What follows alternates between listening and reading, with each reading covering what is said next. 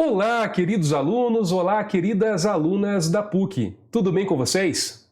Esse é um encontro feito sob demanda para a turma do terceiro período de Teoria do Crime e do Processo Penal. E nesse encontro eu vou trabalhar com vocês com o tema Iter Criminis. Foi um tema que eu tinha prometido na segunda-feira. Claro, eu não sei quando você vai assistir esse vídeo, mas estou entregando ele na quinta-feira, tá? Então é um encontro no qual eu vou aproveitar e vou abordar o tema por completo, o tema Iter Criminis, então todas as modalidades, os desdobramentos, e ao final desse encontro tem um bônus. Ao final desse encontro eu vou trazer para vocês várias questões da OAB, tá? No padrão da FGV de exames anteriores. Então vai ser uma boa oportunidade para treinar esse assunto, porque ele é muito cobrado na prova, e também é uma boa oportunidade para a gente também testar os conhecimentos. Então será que ao final desse encontro conseguiremos resolver as questões que já foram cobradas? Tá? Isso vai ser bem importante. Até uma dica, quando chegar no momento, vai demorar, tá? Mas quando chegar nesse finalzinho das questões, a dica que eu daria para vocês é a seguinte: vocês podem pausar o vídeo, tá? Porque eu vou ter a questão na tela. Então você pausa e tente resolver antes, e aí depois você despausa e pode continuar fazendo. A única diferença é que eu não vou fazer aqui como eu faço nas aulas remotas, em que às vezes eu coloco uma questão e realmente eu espero um tempo, né? Uma aula já gravada não faria sentido ficar quieto aqui enquanto vai gravando. Beleza?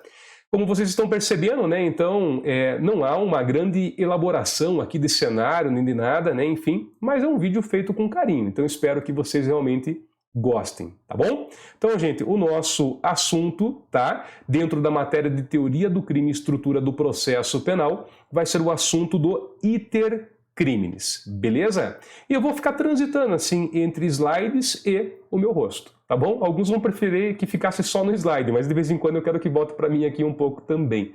Tá joia, gente? Então o ponto é o seguinte, olha só. Quando eu falo em iter criminis, eu tenho que lembrar inicialmente que iter vem de itinerário, vem de caminho. Tanto que muitos chamam a matéria de caminho do crime, né? São as etapas que compõem uma resolução delituosa. A pessoa ela começa cogitando a prática de um delito, né, a fase da ideação, e aí, eventualmente, e a gente espera que não chegue a esse ponto, mas ela vai começar a exteriorizar essa vontade, vai preparar um crime, vai executar, eventualmente consumar. Então a gente vai conferir como que se dão essas etapas, tá? E eu, né, como é uma aula preparada, enfim, eu tentei aqui colocar vários desdobramentos, termos que vocês podem encontrar na doutrina e assim por diante, tá bom? Então, a ideia é essa. Vamos lá, gente, olha só. Tudo começa no artigo 14 do Código Penal. O artigo 14 ele começa definindo o que é um crime consumado e o que é um crime tentado.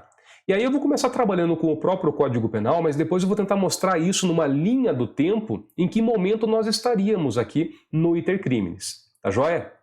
Mas olha só, então quando eu falo em crime consumado e crime tentado, artigo 14 do Código Penal, o nosso legislador, me parece que aqui ele foi bem adequado. A gente costuma criticar muito, mas aqui me parece que ele definiu bem. Por exemplo, o que é um crime consumado? Ou melhor, quando que eu considero um crime consumado? E a resposta do legislador é perfeita. O crime ele estará consumado quando nele se restam preenchidos todos os elementos do tipo penal, todos os elementos da sua descrição legal. Então, quem viu as aulas remotas vai lembrar que eu dizia o seguinte, olha só, não diga que um crime está consumado quando ocorre o resultado, porque às vezes você vai acertar, e talvez aí esteja o perigo, porque a pessoa pensa que acertando uma vez, esse conceito vai atender a todas as outras hipóteses, e não vai. Porque, por exemplo, num crime de mera conduta não há resultado. E aí, então, quando que o crime estaria consumado? E a definição do Código Penal é perfeita. Quando eu preencho todos os elementos da descrição legal do crime. Então é só olhar o tipo penal e ver o que ele exige. É uma conduta apenas? Então é isso. Quando praticar a conduta, o crime resta consumado, tá? Então essa é uma definição bastante importante. E aí, claro, vem a definição do que é um crime tentado. Não vem comigo? Acompanhe aqui comigo na tela, gente. Veja só. Eu espero não errar nessas transições aqui, porque quando eu coloco no slide, eu não me vejo mais. E aí, às vezes, eu quero voltar para mim. Mas vamos ver se vai dar tudo certo. Olha aqui, ó. Artigo 14, né? Então, começando pelo inciso 1, que foi o que eu acabei de falar, né? O crime, ele é considerado consumado quando nele se reúnem todos os elementos da sua definição legal. Até por isso que eu sempre costumo falar que, salvo se você decorar o crime, quando você se deparar numa hipótese concreta com um delito e quer saber se ele foi consumado ou não, olha o tipo penal, vá lá ler o crime.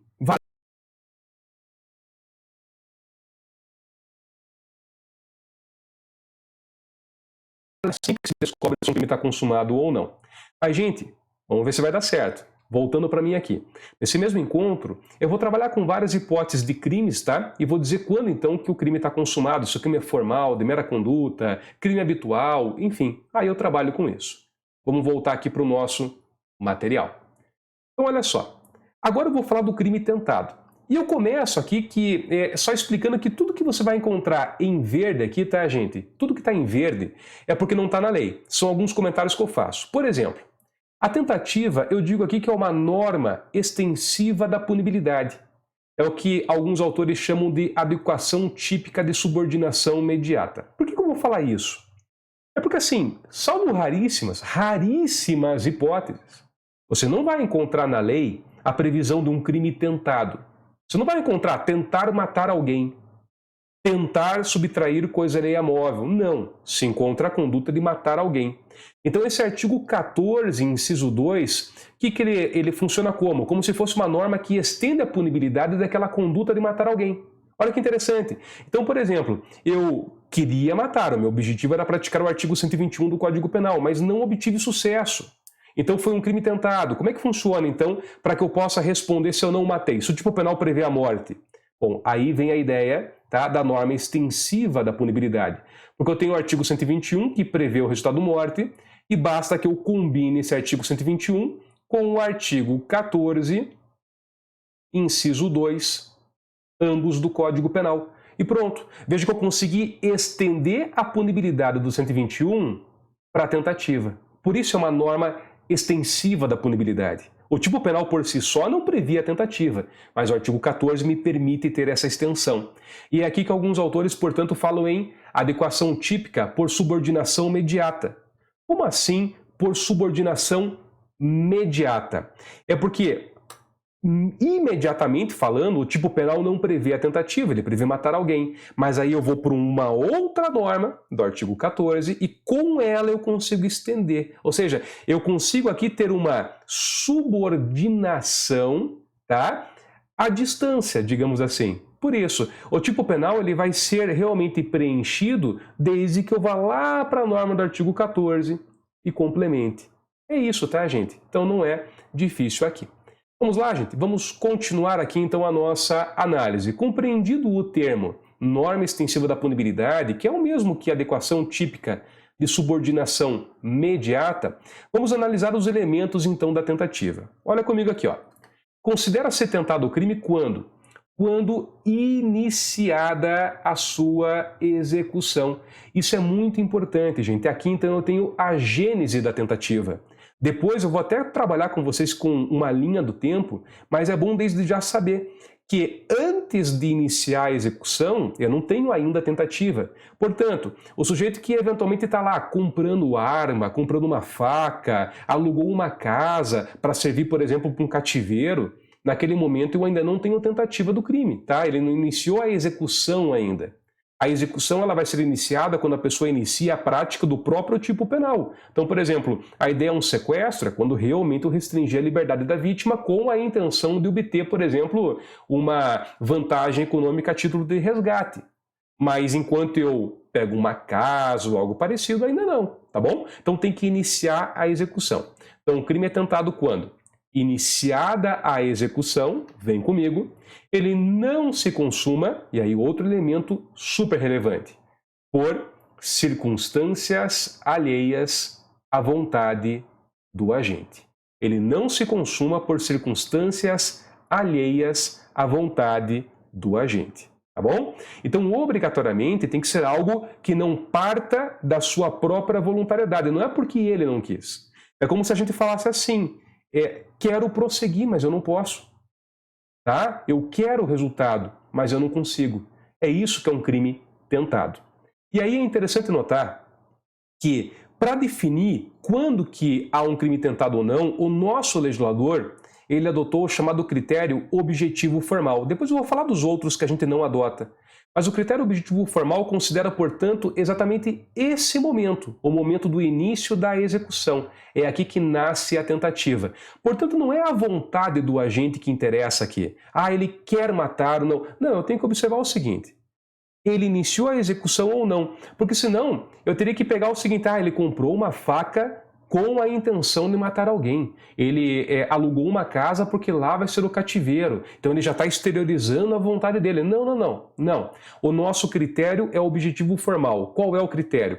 Ele tem que iniciar a execução do crime. Ali nasce a tentativa, tá? Então, gravem isso, ponto bem importante. Voltando comigo aqui, só tem um detalhe importante. Há um autor alemão chamado Frank que ele vai dizer o seguinte, que as ações vinculadas e integradas à ação típica também devem ser consideradas para fins de tentativa. E aí ele dá um bom exemplo, né? A doutrina dá um bom exemplo, que é o seguinte. Suponha que alguém ingressa dentro de um apartamento, tá? A pessoa entrou no apartamento porque ela quer subtrair os bens. Só que ela ainda não pegou o bem, tá? Então imagine, quando que eu inicio a execução? Poderia falar, com a prática da conduta nuclear. A conduta nuclear é subtração. O camarada quer levar um celular que ele encontra lá dentro de um apartamento. Ele está entrando no quarto para pegar o celular, mas ele não iniciou ainda a conduta nuclear. Mas calma lá, né? Para iniciar a conduta nuclear, eu deveria entrar no apartamento e me direcionar a ele. É aqui que o Frank diz, então, que eu tenho uma conduta que ela é integrada, vinculada à conduta nuclear. Então isso já é execução. Se não também, né? Daqui a pouco o cara tá lá, entrou no apartamento, arrombou a porta, entrou no quarto, tá quase tocando no celular, alguém pega ele vai dizer, opa, não iniciei o ato de subtração, estava me preparando. Não, daí também não, né? Aí vejo que eu tenho uma conexão muito próxima, isso já é considerado tentativa, tá? Isso já é considerado tentativa. Beleza? Então vamos lá, prosseguindo. Como é que funciona a pena da tentativa no Brasil? Olha só, para aplicar a pena, o Brasil também adota a chamada teoria objetiva, tá? A teoria objetiva. A teoria objetiva é uma teoria pela qual o que interessa mesmo é a exposição a perigo do bem jurídico, não a intenção do agente. Até porque, veja comigo de novo, se o que interessasse fosse a intenção do agente, não haveria necessidade de redução de pena, concorda comigo? Concorda que a intenção de quem pratica um crime tentado é a mesma intenção de quem pratica um crime consumado? Afinal de contas, não adianta você falar assim, não, quem pratica o crime tentado tinha intenção de praticar crime tentado. Da onde?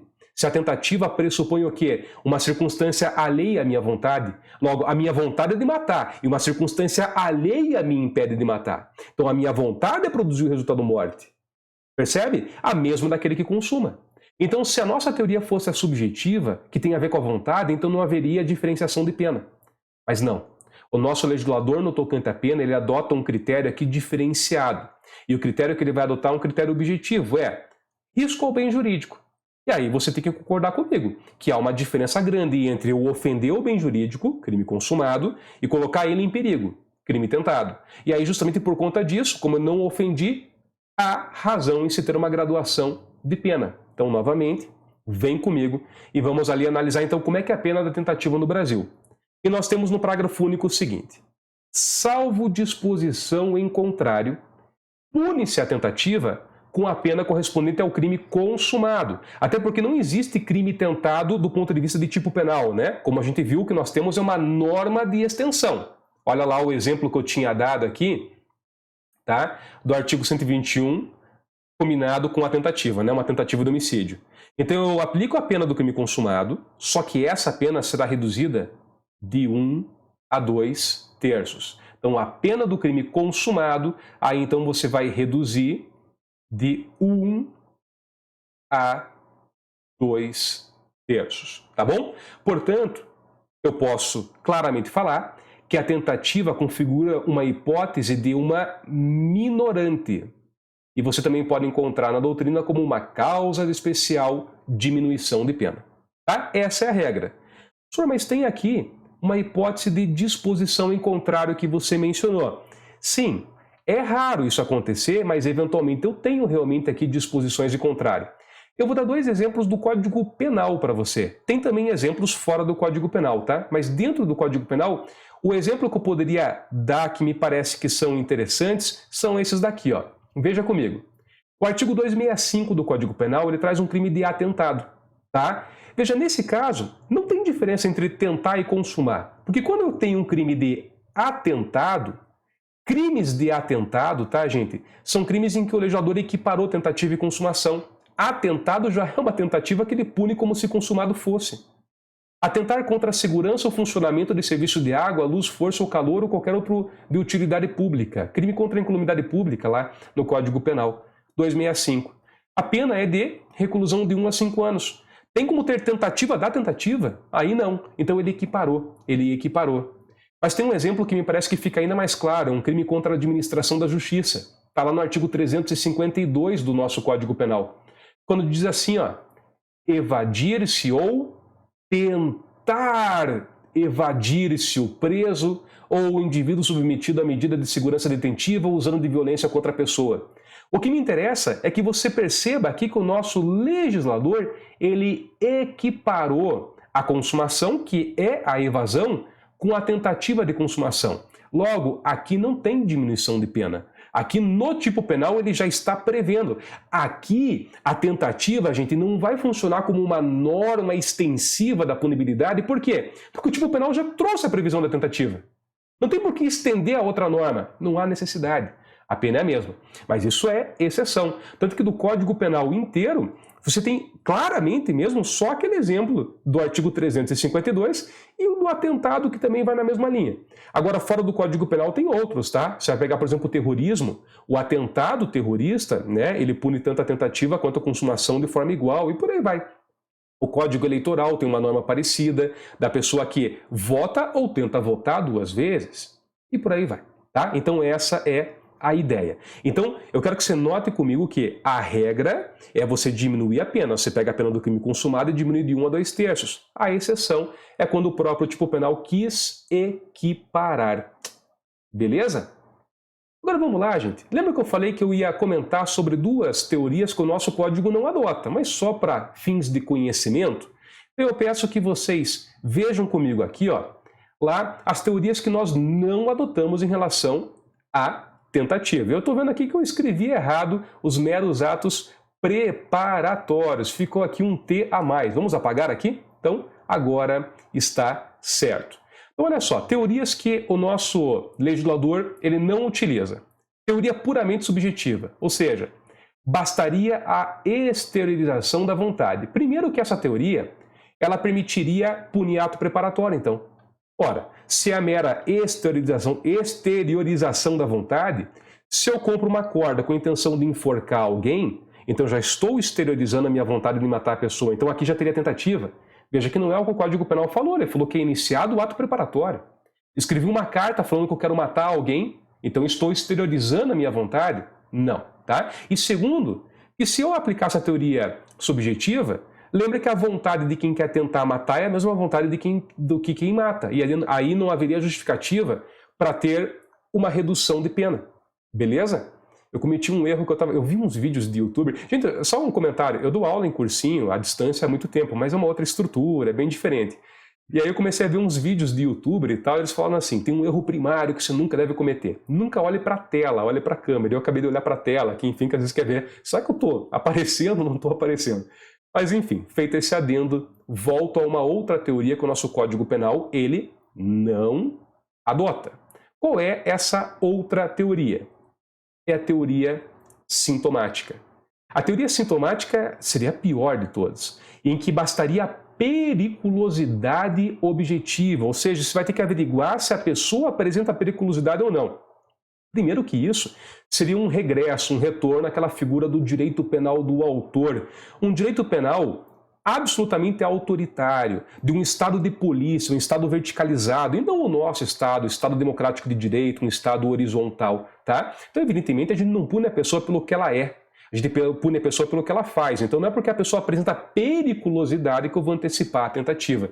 É absurdo isso, né? Então, não adotamos. Por isso que eu falo, o legislador aqui me parece que até caminhou relativamente bem. Tudo bem?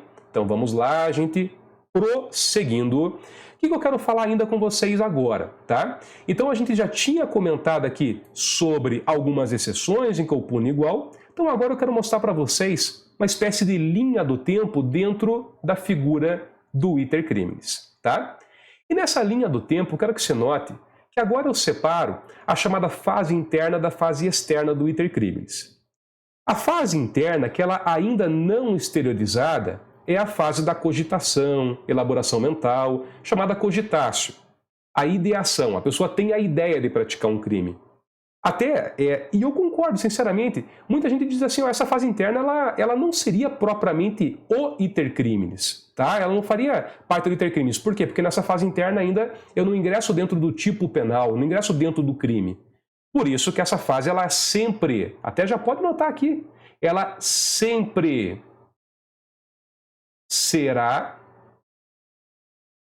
impunível. Sempre será impunível. Bom, aí eu tenho a fase externa, a da exteriorização da vontade, que inicia com os atos preparatórios. Já vou comentar em outro slide, quando que eu puno, quando que eu não puno. A execução, ou atos executórios, e a consumação. E olha que interessante. Eventualmente nós temos a figura do exaurimento. O exaurimento eu já posso comentar aqui também, tá? Porque o exaurimento ele não integra o iter criminis. Senhor, como assim não integra? É porque, veja, o crime ele está consumado quando eu preencho todos os elementos do tipo penal. Logo, o que seria o exaurimento? O exaurimento seria ainda a ocorrência de outros resultados não exigidos no tipo. Seria a ocorrência de outros resultados não exigidos no tipo. Logo, não interessa mais ao crime. Não interessa ao crime. O exaurimento, ele pode sim interessar, e ele não deve ser desconsiderado pelo juiz, tá? Ele pode interessar no momento da dosimetria da pena. Aí no momento da dosimetria da pena, de fato o exaurimento ele pode vir a ser interessante. Por quê? Porque o juiz ele pode considerar que as consequências do crime de quem exaure são mais graves do que as consequências do crime de quem consuma sem um exaurimento. Quer um exemplo? Suponha comigo, vem aqui, num crime de corrupção passiva, eu solicitei uma vantagem indevida. É só você ir e conferir o artigo 317 do Código Penal. E lá você tem o seguinte: solicitar ou exigir, para si ou para outra, indireto ou indiretamente, ainda que fora da função ou antes de assumi-la, mas sempre em razão dela, vantagem devida, ou aceitar promessa de tal vantagem. Mas assim, me interessa o comecinho só. Solicitar ou receber. Eu falei exigir, eu acho, tá, gente? Se eu falar exigir, esquece. Às vezes a gente fica meio tonto aqui. Solicitar ou receber. Ou receber. Então, assim, eu não preciso receber nenhuma vantagem devida para consumar o crime de corrupção passiva. O próprio legislador já falou. Solicitar ou receber. Solicitei crime consumado. Mas e se a pessoa ainda me paga a vantagem devida e eu recebo ela? Aí eu tenho a figura do exaurimento. Veja, não tem nenhuma diferença para caracterizar o crime. O crime aqui é o mesmo. Qual é o crime? Crime de corrupção passiva. Mas na hora de aplicar a pena, aí sim o juiz pode graduar. Aquele que recebeu, ele aplica uma pena um pouco maior. Então, para a dosimetria da pena, isso pode ser, sim, interessante. Legal? Então, vamos lá. Continuando. A partir de agora, gente, eu vou voltar para uma tela em branco com o iter criminis, tá? Então, separando da fase interna e fase externa, porque o que eu quero falar agora são dos outros elementos, aqueles que me interessam mais. Ato preparatório, execução e consumação. E com base em tudo que a gente já viu, você vai lembrar o seguinte comigo. O ato preparatório, como regra, gente, ele também é impunível. A regra do ato preparatório é que ele também seria impunível. Essa é a essência do ato preparatório. Por que a regra é impunível? Porque, veja, se a tentativa nasce no início da execução, antes da execução, portanto, eu tenho aqui uma fase em que não interessa ao direito penal. Mas esse já é um momento, só um minutinho que eu vou mudar um pouquinho aqui, porque eu acho que ficou muito fininha a tinta, talvez assim fique um pouquinho melhor. A exceção, tá? É quando há uma previsão pelo próprio legislador. Então eu tenho aqui a Perdão, deixa eu arrumar aqui. Então eu tenho agora aqui a exceção. Tá? E a exceção do ato preparatório, ela se dá quando o nosso próprio legislador traz a previsão em um tipo penal do ato preparatório. Então ele prevê num tipo penal específico o ato preparatório. E é isso então que a gente vai trabalhar agora, tá bom? Então nós temos aqui justamente uma ideia em que há um tipo penal que prevê algo extraordinário, que não é a regra nossa. Querem um exemplo? Se pega lá, por exemplo, querem um exemplo e pega, por exemplo, é uma boa, né? Pega o artigo 291 do Código Penal. Nesse artigo você vai encontrar a figura dos petrechos para falsificação de moeda. Veja, nós temos no 289 o crime de falsificação de moeda, ok? Então eu vou lá, vou executar a conduta nuclear, por exemplo, vou fabricar do zero uma cédula. Mas quem tiver o maquinário para produzir moeda falsa, ato preparatório, eu ainda não produzi moeda nenhuma, mas comprei um maquinário, já pratica um crime. Como assim? Porque o legislador quis trazer essa previsão expressa. É aí que entra então essa ideia que eu estou falando para vocês, que você encontra lá, tá? Quando há previsão específica. Ou seja, em síntese, gente, aqui, ato preparatório, como regra, eu não vou punir, tá? Não interessa ao legislador, mas se houver previsão expressa dessa conduta dentro de algum tipo penal, aí então você entra na exceção. Vamos falar da regra. O camarada comprou uma corda porque ele pretende enforcar alguém. Ele comprou uma faca porque ele pretende esfaquear alguém. Bom, a regra é não punir, então você só vai ter que fazer uma varredura. Será que existe algum tipo penal que pune quem compra faca? Quem compra corda? Você não vai encontrar. Então mantém a regra. Fato impunível. Por outro lado, a pessoa comprou uma arma de fogo para matar alguém. Veja, mesma coisa, né? Comprei uma faca, agora comprei uma arma. Bom, agora vamos apear o ordenamento. A regra é não punir. Mas será que não tem alguma regra própria que criminaliza o mero ato de comprar uma arma de fogo? E eu vou ver que sim. Se, claro, a não ser que eu tenha autorização da Polícia Federal, enfim, mas se eu não tenho autorização, se eu não preencho os requisitos legais, então eu vou lá no Estatuto do Desarmamento e vejo que sim, há um crime próprio para a aquisição de arma de fogo, inclusive com diferenciações, se a arma é permitida, se a arma é restrita, se a arma é proibida e assim por diante. Tá bom? Então essa é a ideia dentro do ato preparatório. Existem vários outros atos preparatórios que o legislador ele pune, tá? Nós temos como exemplo a lei de drogas, lá no artigo 34, que é a pessoa, por exemplo, que tem um laboratório para produzir drogas, mas não tem droga nenhuma ainda. Não interessa, tá? O nosso legislador, ele tipificou a conduta do ato preparatório. Estou dentro da exceção, posso punir. Beleza? Vamos lá, gente, voltando aqui a nossa linha do tempo no iter crimes. Então, o ato preparatório, você gravou que, como regra, não interessa ao direito penal, mas a exceção é quando há uma previsão expressa em algum tipo penal. E que letra horrorosa que eu fiz aqui. Mas vamos lá, gente, continuando. Agora vamos falar da execução e da consumação. Mas eu não quero mais simplesmente copiar lá o Código Penal. Eu sei que a consumação ela está prevista, e a gente já viu, no artigo 18, perdão, no artigo 14, inciso 1, ou seja, quando preenche todos os elementos do tipo penal. Mas o que me interessa é o seguinte, e já sei que a execução ela ocorre quando a pessoa inicia a prática justamente da conduta nuclear que o tipo penal prevê, com aquela exceção do franque, que são condutas vinculadas e integradas a isso, né? Lembra da pessoa dentro do apartamento para subtrair algum bem. Mas o que me interessa realmente e de fato aqui é o seguinte, suponha que, iniciada a execução, por algum motivo, a pessoa não consegue chegar lá na consumação. É aqui que nós temos então a primeira interrupção importante. Se a pessoa iniciou a execução e não conseguiu chegar lá na consumação, aqui então, gente, eu devo verificar o seguinte, o que aconteceu? Se isso aconteceu por conta de circunstâncias alheias, então eu estarei no campo da tentativa. E aí eu volto para o artigo 14. Na tentativa, eu aplico a pena do crime consumado, mas reduzo de 1/3 até 2/3. Tá? Circunstância alheia é tudo aquilo que não depende da vontade do agente. Ou seja, ele vai atirar em alguém, erra os disparos, A vítima é encaminhada para o hospital e sobrevive, alguém empurra ele no chão, um policial atira nele. Então veja, ele gostaria de obter o resultado, mas ele não pode, ele não consegue. É diferente agora, gente, de situações em que eu não consumo o crime, mas porque eu não quero.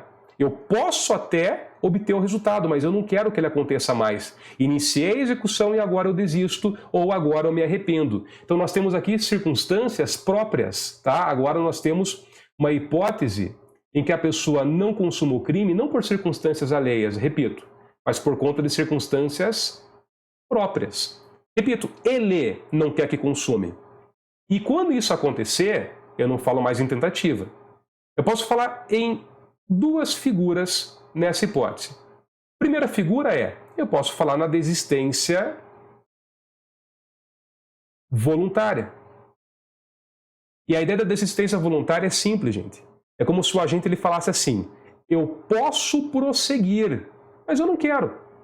É diferente da tentativa. Eu quero prosseguir, mas eu não posso. Tá? Porque foi uma circunstância alheia. Repito, na desistência voluntária, ele pode prosseguir, mas ele não quer. E com isso o crime não consuma. Imagine que a pessoa quer esfaquear alguém. Inicia lá o ato, dá uma, duas facadas com o intuito de matar, mas aí ela até pode prosseguir, ela, sei lá, se arrepende. O arrependimento não foi o melhor termo que eu usei agora. Ela cogita melhor, enfim, e pensa, quer saber de uma coisa? Eu vou deixar esse cara sobreviver. A vítima implora. E aqui tem uma questão importante, porque na desistência voluntária não há necessidade de que aquilo seja espontâneo, assim, que coração bom, né? Até porque senão ele provavelmente não teria iniciado. Pode até não ser espontâneo, ele escutou a polícia chegando, mas é voluntário, ou seja, ele sai porque ele quer. Ele para porque ele quer. Isso é desistência voluntária, tá bom? E aí ele vai responder por tentativa de homicídio? Não, vai responder apenas pelos atos anteriormente praticados. Ainda continuando, gente, dentro dessa ideia aqui, uma outra hipótese em que a pessoa ela inicia a execução e não consuma, mas não é tentativa, é a hipótese do chamado arrependimento eficaz. Hipótese do arrependimento eficaz. Qual é a diferença do arrependimento eficaz para a desistência voluntária? É que no arrependimento eficaz, gente, não adianta simplesmente ele parar. Ou seja, na desistência voluntária ele pode prosseguir, mas ele não quer, ele para. E com isso realmente o crime não consuma. No arrependimento eficaz, se ele só parar, o crime vai consumar. Por quê?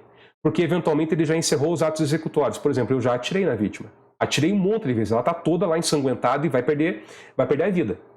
Aí eu me arrependo, e qual que é a ideia do arrependimento eficaz? Eu evito que a pessoa morra. Olha a diferença, tá? Eu vou repetir de novo. Na desistência voluntária, eu simplesmente paro. Eu poderia prosseguir, mas eu não quero mais, e com isso o crime não consumou. No arrependimento eficaz não basta parar. Se eu parar simplesmente, ainda assim, o resultado vai acontecer. Então agora eu tenho que impedir o resultado. Professor, e se você tentar impedir e não conseguir?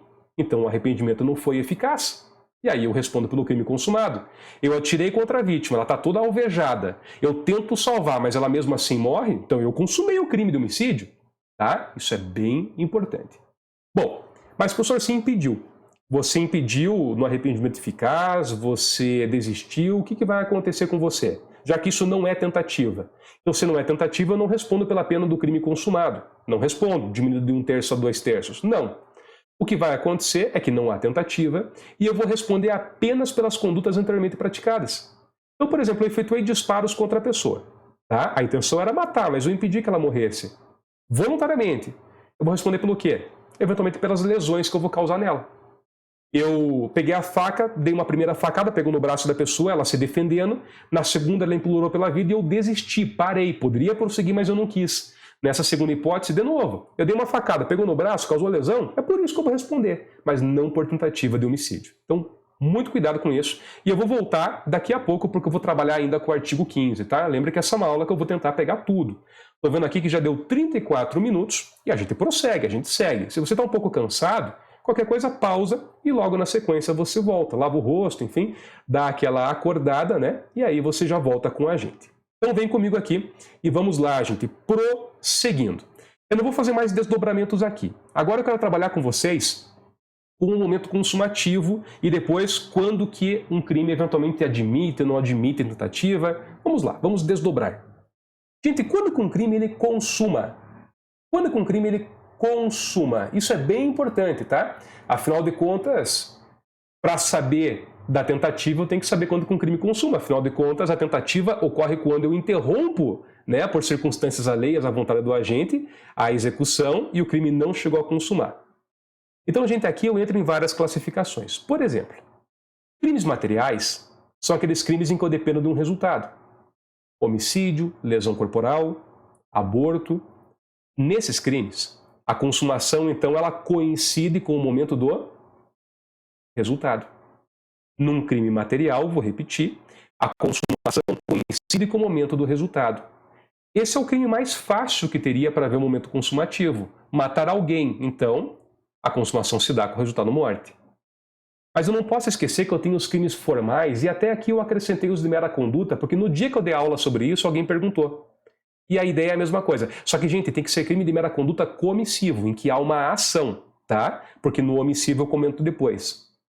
Então, nesses casos, como o crime formal e o crime de mera conduta ele não exige resultado, quando que eu consumo ele? Com a ocorrência do evento, com a conduta, tá? Com a conduta, com a ação do agente. No momento da ação, eu tenho a consumação do crime. Ainda, nós temos os chamados crimes habituais. Normalmente os crimes habituais são crimes de exercício. Exercício. O crime habitual, gente, é um crime em que a doutrina diz que não basta a prática uma única vez da conduta. Se a pessoa praticar uma única vez, ainda não há sequer tentativa. O crime habitual, ele exige uma reiteração. Só que ninguém fala quantas vezes, 2, 3, 4, não há uma delimitação de quantas vezes. Mas ele exige realmente que a pessoa demonstre que ela tem ali uma intenção de prosseguir. E aí então a ideia é essa. Quando que configura a consumação num crime habitual? Quando de fato houver essa reiteração de atos. Aí é uma análise do caso concreto, tá? Foi na terceira, na quarta, na quinta vez? É isso que o juiz ele vai analisar. Num crime permanente, por outro lado, quando que se dá a consumação agora num crime permanente? Crime permanente é aquele crime em que a execução ela se prolonga, ela se alonga, ela se protrai no tempo. Como exemplo, um sequestro. Se eu sequestrar alguém hoje, mas eu mantiver a pessoa em cárcere privado, mantiver ela num cativeiro, e ficar com ela por 2, 3, 4 dias, o sequestro ele ainda está acontecendo. Eu até brinquei num dia de aula falando que era um crime no gerúndio. Afinal de contas, o crime ele vai se prolongando no tempo. Logo, a consumação se prolonga no tempo. Tá? A consumação ela dura enquanto durar a restrição da liberdade da vítima. Prosseguindo. Nos crimes culposos, quando que há a consumação num crime culposo? Quando há o resultado, obrigatoriamente, quando há o resultado. Gente, se você pegar e for conferir o artigo 18, inciso 2 do Código Penal, que define o que é crime culposo, vai estar escrito assim: considera-se culposo o crime quando o agente dá causa ao resultado, por imprudência, negligência ou imperícia. Quando ele dá causa ao resultado, então só há crime culposo com resultado. Beleza? Então, mais um ponto aqui de total relevância. E para finalizar, se eu tiver um crime omissivo, nos crimes omissivos eu só tenho que tomar um cuidado porque eu tenho o crime omissivo próprio e impróprio. O crime omissivo próprio é aquele que eu tenho um tipo penal específico para a omissão, né? Por exemplo, omissão de socorro. E aí, por que eu tinha falado do crime de mera conduta comissivo? Para não confundir agora com o crime omissivo próprio, que alguns autores chamam de crime de mera conduta omissiva. Você está indo embora da PUC, vê alguém agonizando ali no chão, mas você passa reto e não ajuda a pessoa, tendo condições de ajudá-la. Em que momento que o crime consumou? Não é com resultado, não se exige resultado. Pode ser que alguém atrás ajudou e ficou tudo bem. Não interessa. O crime, ele consuma no momento em que o agente deveria agir, mas não o fez. Tá?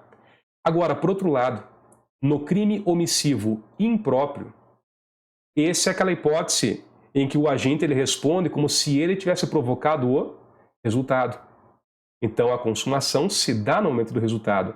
Lembra de onde que está previsto o crime omissivo impróprio? É aquela situação dos garantes. A situação do artigo 13, parágrafo 2º do Código Penal, em que o nosso legislador cria uma espécie de ficção jurídica em relação à relação de causalidade, tá?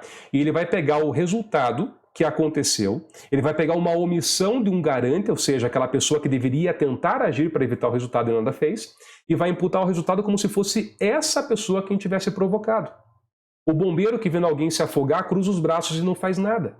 Ele vai responder por omissão de socorro? Não, ele vai responder por crime de homicídio. Por crime de homicídio, tá bom? Então no crime homicídio impróprio é quando ocorre o resultado. Beleza? Então vamos lá, gente. Prosseguindo agora, eu vou trabalhar aqui com só um conceito rápido e fácil do exaurimento.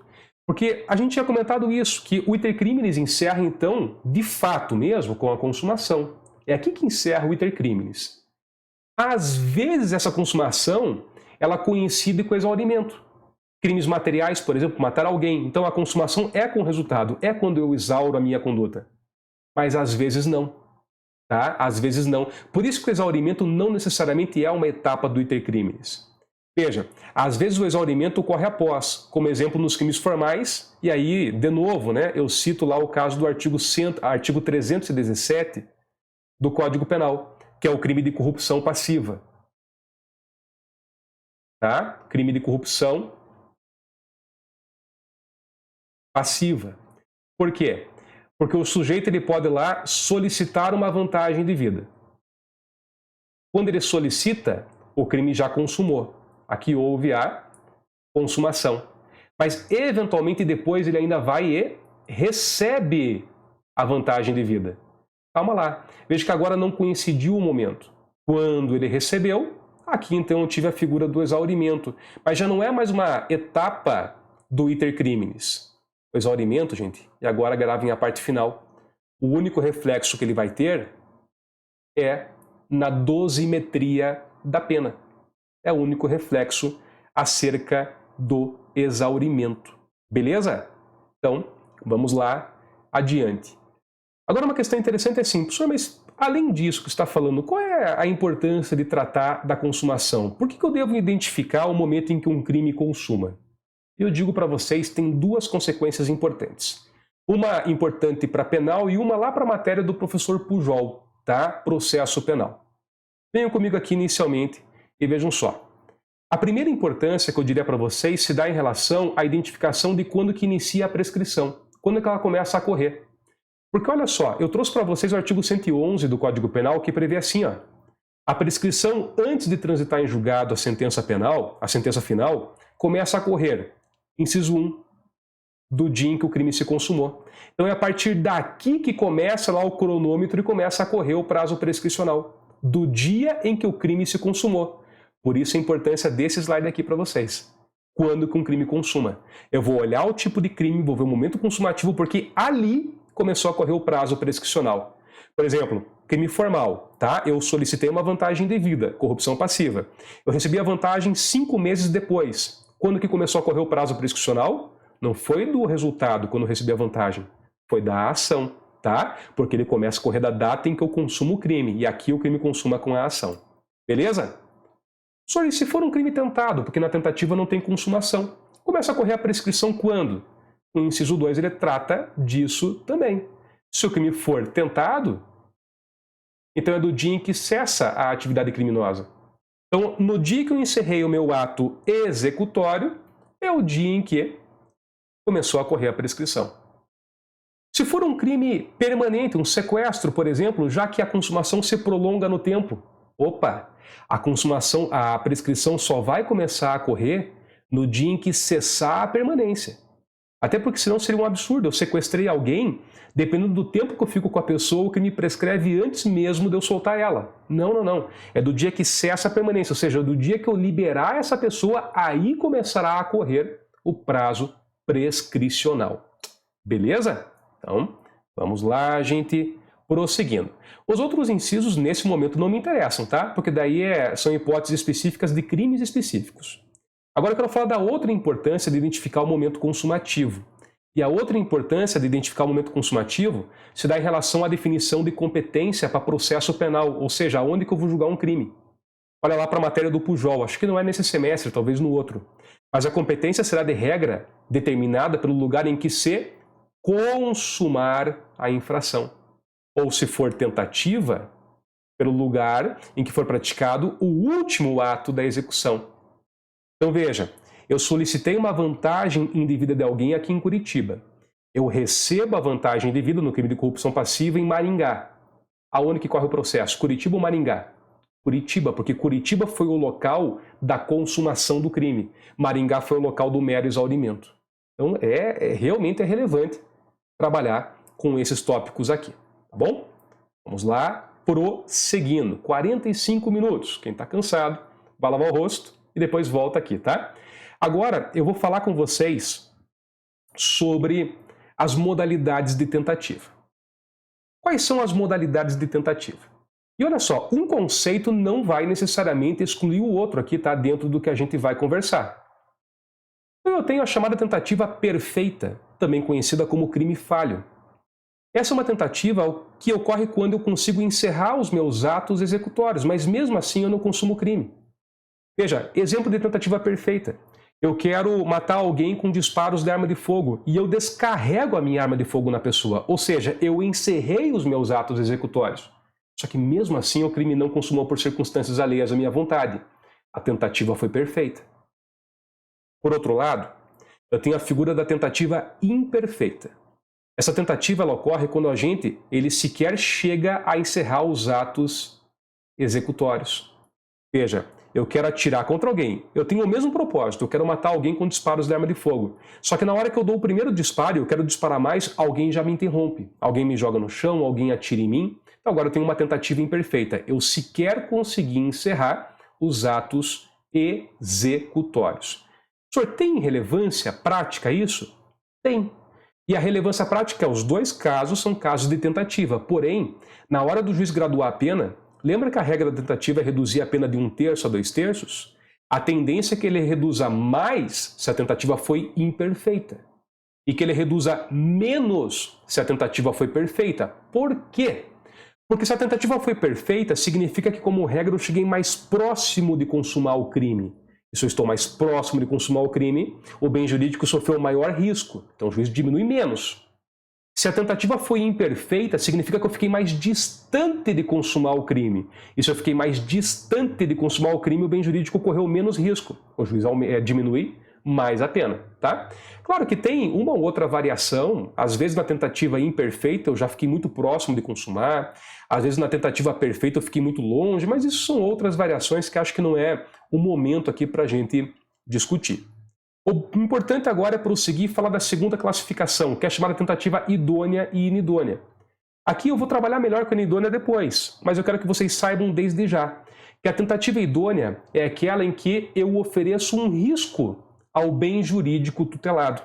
Há risco ao bem jurídico tutelado, tá? Ou seja, aquela minha ação, a minha conduta, né, os meus atos executórios, eles poderiam sim ter levado à execução do crime e não fosse a circunstância alheia. Por exemplo, eu atirei contra alguém, só que a pessoa foi encaminhada para o hospital e ela sobreviveu porque os médicos a salvaram. Então calma lá, eu ofereci risco ao bem jurídico. Agora a tentativa inidônea é aquela em que não há risco nenhum. É o que a gente chama de crime impossível, artigo 17 do Código Penal. Eu vou lá, eu quero matar uma pessoa, encontro a pessoa deitada no banco da praça e atiro contra ela. Só que depois eu descubro que ela já estava morta, era um mero corpo. Pergunto, ofereci risco ao bem jurídico tutelado, que nesse caso é a vida? E a resposta é não, risco nenhum. Tá? Então, nesse caso, eu sequer conseguiria consumar o crime. Como é que eu vou consumar um crime contra a vida de alguém que já não tem mais vida? Crime impossível. Inclusive, essa é uma hipótese interessante porque eu não vou poder punir, tá, a tentativa. Mas depois eu comento. Então, só espero que tenha ficado claro. Tentativa idônea. Uma tentativa em que até eu coloquei em risco o bem jurídico. Tentativa inidônea eu não coloco risco nenhum. É impossível consumar o crime com ela. Depois eu falo um pouquinho mais da tentativa inidônea. Prosseguindo, nós temos ainda uma classificação que divide a tentativa entre tentativa cruenta ou vermelha, que é aquela tentativa quando a vítima ela é atingida. Eu disparei contra alguém e atingi a vítima. Então foi uma tentativa cruenta, vermelha. E a tentativa incruenta, que é aquela quando a vítima ela não é atingida. Eu disparo contra a vítima, mas eu erro o disparo. A tentativa é incruenta, branca. Tá bom? Por que é importante? Em especial a primeira e a última classificação. Repito, Porque se a tentativa reduz a pena de 1/3 a 2/3, se porventura, vamos dar um exemplo aqui, a pessoa praticou uma tentativa perfeita, ou seja, ela encerrou os atos executórios, inclusive ela acertou a vítima, foi cruenta, a tendência é que o juiz reduza a pena menos, 1/3. Por outro lado, deixa eu mudar a cor aqui. Vamos supor que a pessoa praticou uma tentativa imperfeita, ou seja, ela sequer encerrou os atos executórios e sequer acertou a vítima. A tentativa foi branca. Então veja que nesse caso uma tendência do juiz diminuir mais a pena. A tendência é que ele reduza mais a pena. Então, são várias as configurações possíveis, mas essa é uma configuração de forma aqui, né, bastante relevante para a gente. Vamos lá, gente?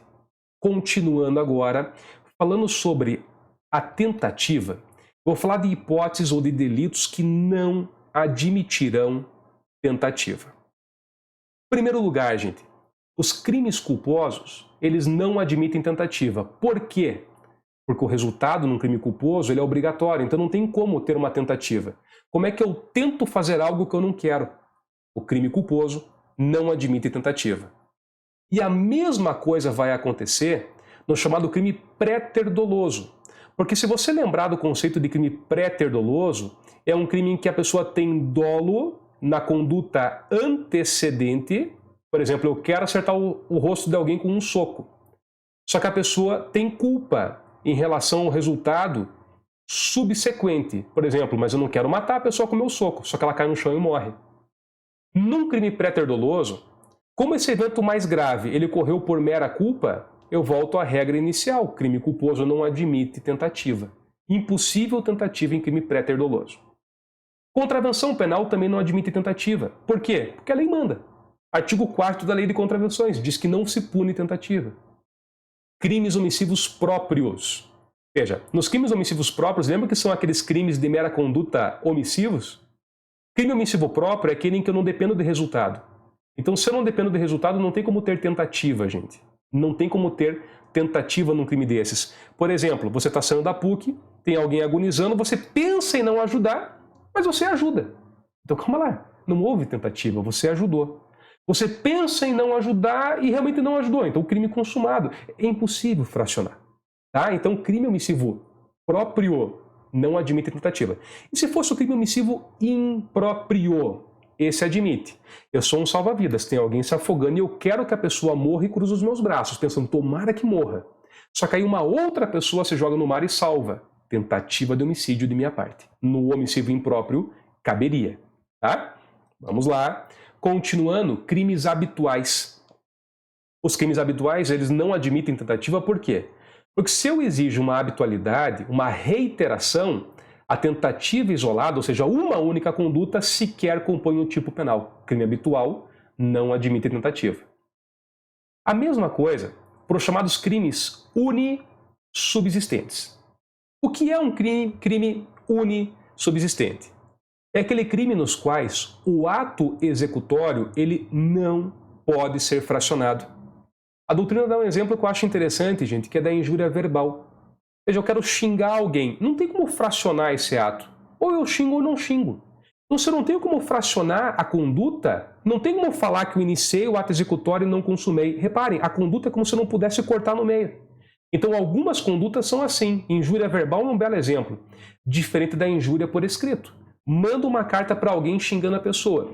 Mando a carta, ou seja, iniciei a execução. Só que a carta não chega ao destinatário, é interceptada antes. Então, eu não consumei o crime. Aqui eu tenho a tentativa, mas na injúria verbal não dá. Queria xingar e não consegui. Então, calma lá. Então, não há delito nenhum. Então, não houve injúria, nem tentativa. Tome cuidado com isso, tá? Crime unissubsistente é o crime que não permite fracionamento da conduta. E se eu não posso fracionar a conduta, é porque eu não posso admitir tentativa. Beleza? Vamos lá. Prosseguindo, para finalizar os crimes que não admitem tentativa, nós temos os crimes de atentado. Tá? Eu já tinha comentado antes do crime de atentado, né? O crime de atentado é aquele em que o legislador ele já optou por equiparar o que seria uma tentativa à consumação. Então não tem como ter tentativa da tentativa. Não tem como. O crime de atentado não admite tentativa. Né? Pode parecer estranho, um contrassenso, mas gravem isso. Alguém pode pensar, professor, mas você não está falando que o atentado é uma tentativa? Como é que não admite?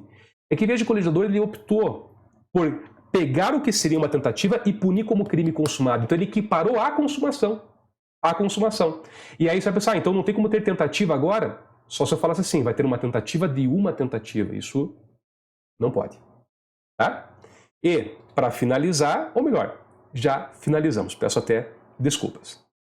Agora, gente, vamos continuando a caminhar aqui e eu passo para a análise do artigo 15 do Código Penal, que eu já fiz algumas menções a ela. Então nós vamos falar aqui do Instituto da Desistência Voluntária, tá? E também do arrependimento eficaz. Veja, a desistência voluntária, também conhecida como tentativa abandonada ou ainda, numa expressão do Franz von Liszt, seria aqui a chamada ponte de ouro. É uma hipótese na qual o agente, mesmo depois de iniciada a execução, voluntariamente pode desistir. E caso ele faça isso, por isso ponte de ouro, ele não responde pela tentativa. Olha comigo aqui, ó. O agente que voluntariamente desiste de prosseguir na execução só responde, e depois eu leio o resto, tá? Pelos atos já praticados, tá? Então veja, é a diferença da tentativa. De novo, se alguém falar que isso daqui é tentativa, gente, é porque não vai lembrar ou não está lembrando, até me permitam voltar aqui, daquela nossa divisão, em que eu disse que para que haja tentativa, a circunstância tem que ser alheia para que eu não consuma o crime. Para que eu não consuma o crime. Se a pessoa não consumou porque ela não quis, é porque é uma circunstância própria. Então não há tentativa, é o oposto da tentativa. Por isso, gente, tomem cuidado, tá? Então o agente voluntariamente desistiu de prosseguir na execução. Veja, aqui então ele responde só pelos atos já praticados, que é o que parte da doutrina tem chamado de tentativa qualificada. Que por alguma coisa a pessoa responde, só que daí ela responde a título de consumação. Vamos tentar esclarecer um pouco isso? Eu queria matar alguém. Essa era a minha intenção. Eu peguei uma faca e fui tentar esfaquear. Na primeira eu acertei o braço, mas eu ainda tinha intenção de matar. Só que essa pessoa começou a implorar pela própria vida, até que chegou um dado momento em que eu voluntariamente falei, tudo bem, recado dado e vou embora. A princípio, claro que o senso comum diria, isso foi uma tentativa de homicídio. Porém, gente, como a gente viu, se o ato foi voluntário, eu não respondo pela tentativa. É até um mecanismo de política criminal que é para fazer com que o sujeito ainda tenha uma opção de parar, né? Uma opção de parar. Só que veja que eu vou responder pela lesão que eu causei na pessoa. Tentativa de lesão? Não, a lesão eu consumei. Aí por isso que a doutrina tem chamado de tentativa qualificada, porque eu respondo pelo resultado a título consumado. Mas é só isso, tá? Só isso. Por outro lado, o arrependimento eficaz agora, gente, ele é uma hipótese, eu vou até mudar aqui a cor do marca-texto para você perceber que ele está em outro momento do artigo 15. O arrependimento é uma hipótese em que eu impeço que o resultado se produza, de novo, de forma voluntária. Tá? A diferença, repito, da desistência voluntária é que nela eu posso prosseguir, mas eu não quero, eu paro. No arrependimento eficaz, o resultado já vai acontecer e eu impeço. É bem diferente. Tá? Enfim, o resultado é o mesmo. Eu não respondo por tentativa. Eu respondo apenas pelos atos já praticados. Tudo bem? E aí eu destaco que nessas duas hipóteses, gente, eu não preciso de espontaneidade. A pessoa não precisa ter aqui uma bondade inerente dentro dela, não. Pode ser porque a vítima pediu, a vítima ofereceu dinheiro, pode ser porque ele ouviu que a polícia estava chegando. O que interessa tem que ser alguma coisa voluntária. Não pode ser porque alguém empurrou ele, alguém amarrou ele, alguém, enfim. Não, tem que ser uma conduta voluntária ainda assim. Tudo bem? E aí, eu prossigo agora para discutir qual é a natureza jurídica da desistência voluntária e do arrependimento eficaz. E alguns autores dizem que configuraria uma hipótese de extinção da punibilidade, ao passo que outros autores dizem que configura uma hipótese de inadequação típica. O que eu tenho para dizer para vocês aqui? É que se eu fosse falar em extinção da punibilidade, eu teria que reconhecer que houve uma conduta típica, mas que não é punível. Mas será que há uma conduta típica? O que o tipo penal do homicídio prevê? Matar alguém, tá? Matar alguém. Eu não matei, porque a pessoa ficou viva porque eu desisti ou porque me arrependi. Ah, mas professor, tem a regra de extensão da punibilidade. A regra da extensão da punibilidade era pela tentativa, e isso não é tentativa. Então calma lá. Na verdade, o que eu tenho aqui é uma hipótese de inadequação típica. A conduta nunca foi típica. Notaram? Eu vou repetir. Eu tenho o ato de matar alguém. Esse é o tipo penal. Matar alguém. A única extensão que a lei permite seria relacionada à tentativa. Mas isso não é uma tentativa. A desistência voluntária e arrependimento eficaz são o contrário de tentativa pela voluntariedade. Logo, nunca teve extensão. Logo, eu nunca preenchi o tipo penal. Portanto, gravem comigo. A natureza jurídica da desistência voluntária e do arrependimento eficaz é de inadequação típica. Inadequação típica. Tudo bem, gente? Então, vamos que vamos, bateu 1 hora de encontro já. Continuando aqui, agora vamos falar do arrependimento posterior. Olha só comigo. Nos crimes cometidos, e aí, gente, vamos começar a classificar o arrependimento posterior. 1. Sem violência ou grave ameaça. Eu tenho requisitos para que haja arrependimento posterior. Sem violência ou grave ameaça à pessoa. Tome cuidado porque às vezes eu tenho violência contra a coisa, mas não contra a pessoa. Por exemplo, eu explodi um caixa eletrônico, mas não tinha ninguém na agência bancária naquele momento, eu não ameacei ninguém. Então calma que houve uma violência contra a coisa, não contra a pessoa. Tudo bem? Então veja, o que não pode ter é violência ou grave ameaça contra a pessoa. Segundo requisito, reparado o dano ou restituída a coisa. Terceiro, até o recebimento da denúncia ou da queixa. Quarto, por ato voluntário do agente.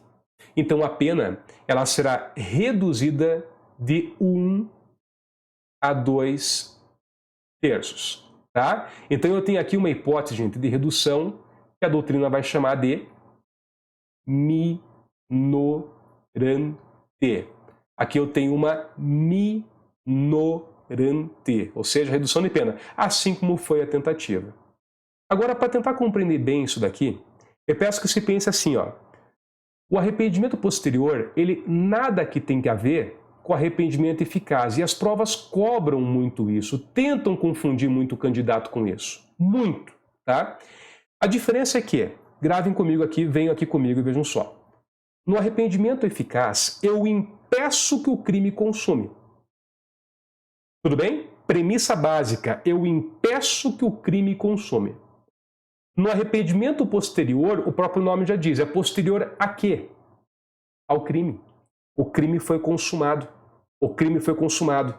Então veja que agora eu já não estou mais naquele intervalo entre execução e consumação. Esqueça. O crime já foi consumado. Por exemplo, um furto. Você estava na sala, teu celular estava em cima da mesa, eu peguei teu celular e levei para minha casa. Furtei teu celular. Crime consumado. Esqueça o artigo 15. Agora imagine que no dia seguinte eu vou, me arrependo e falo, ó, tá aqui, ó, desculpa, teu celular de volta. Nesse caso eu tenho a figura do arrependimento posterior, mais alto lá. O que eu preciso para arrependimento posterior, portanto? 1. O crime tem que ter sido praticado sem violência nem grave ameaça. Então calma lá, eu furtei, o furto não envolve violência e grave ameaça. Se fosse um roubo, coloquei uma arma na cabeça da vítima, pedi o celular, ela me deu, 2 dias depois eu me arrependo e quero devolver para ela. Não cabe mais. Crime com violência ou grave ameaça. Então, 1, crime sem violência ou grave ameaça. 2, tudo cumulativo, hein? Tem que preencher tudo. Segundo requisito, tem que ser um ato voluntário, meu. Não é porque a polícia me prendeu, encontrou o celular na minha casa e devolveu para a vítima, porque daí não foi voluntário. Eu tenho que devolver. Não precisa ser espontâneo. A minha esposa me convence. Pô, Guilherme, o que é isso? Devolve o celular. E aí eu devolvo, tá? Ato voluntário.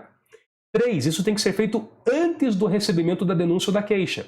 Normalmente, vai haver uma investigação, um inquérito, vai tentar apontar a materialidade e a autoria e depois o promotor denuncia. E o juiz, então, recebe ou rejeita. Tem que ser antes desse recebimento do juiz, tá? E, por fim, eu tenho que restituir a coisa. Lógico, tem que devolver. Tá? Então esse é o arrependimento posterior.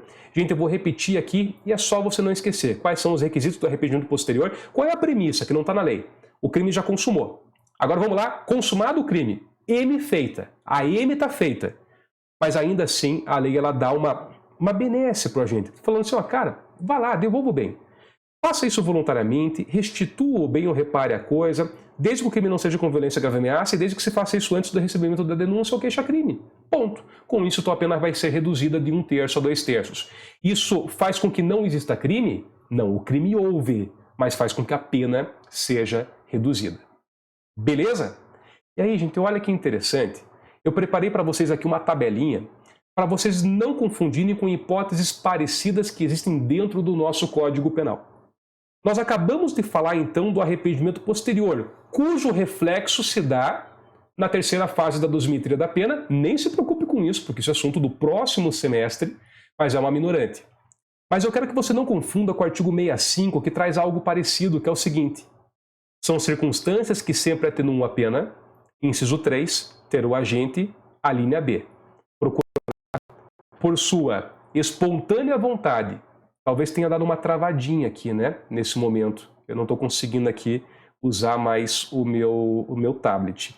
Enquanto eu vou falando aqui, vamos ver se eu consigo recuperar, tá, a aplicação dele. Mas então assim, procurado por sua espontânea vontade e com eficiência, logo após o crime, evitar-lhe ou minorar-lhe as consequências, ou ter, antes do julgamento, reparado o dano. Consegui. Eu quero que vocês notem que assim, ele é parecido mesmo com o artigo 16, só que não tem aqueles requisitos. Por exemplo, o crime precisa ter sido praticado sem violência ou grave ameaça? Não. Até pode ter violência ou grave ameaça. Um roubo agora dá. Mas veja que isso só vai atenuar a pena. Tá? Só vai atenuar a pena. Então, outra previsão que nós temos ainda é o 312, parágrafo 3º. Aqui é o crime de peculato, tá? Para ser até mais específico, é só o peculato culposo. Nesse crime, olha que interessante. No caso do parágrafo anterior, a reparação do dano se precede ao trânsito em julgado, ou seja, se precede sentença recorrível, extingue a punibilidade. Então, a natureza jurídica causa a extinção da punibilidade. Se no peculato a pessoa repara o dano depois do trânsito em julgado, eu reduzo de metade a pena. Aí, então, é uma minorante. Então, esse quadro, se você quiser pausar, copiar, é só para você ver que a gente tem hipóteses parecidas. Claro que esquece, o artigo 312 ela é peculiar para o peculato, mas em relação ao artigo 16 e ao artigo 65, sempre pensa assim, você tem uma ordem de preferência. Primeiro tente aplicar o artigo 16. A professor não deu, não preencheu os requisitos. Então vá para o artigo 65 e você vê se você não consegue pelo menos o reconhecimento da atenuante. Tá? Então essa é a ideia. Beleza? Então vamos lá, prosseguindo. Eu tô com medo, porque a aula já está com 1h10, 1h10, e aí parece que fica para travar o computador. Tomara que não trave aqui. É muita sacanagem travar depois de tanto tempo gravando, né? Mas vamos lá, gente. Eu estou quase chegando no fim da matéria, eu prometo para vocês. E né, vocês estão vendo, eu estou tentando destrinchar praticamente tudo que tem sobre esse assunto. Então agora, se me permitem, tá? Eu chego finalmente no conceito do crime impossível. Artigo 17 do Código Penal. O crime impossível é um assunto que se correlaciona de novo com a tentativa. Só que o crime impossível é uma hipótese de tentativa inidônea. Lembra comigo? Era uma hipótese em que eu jamais conseguiria consumar. Eu não coloquei em risco o bem jurídico.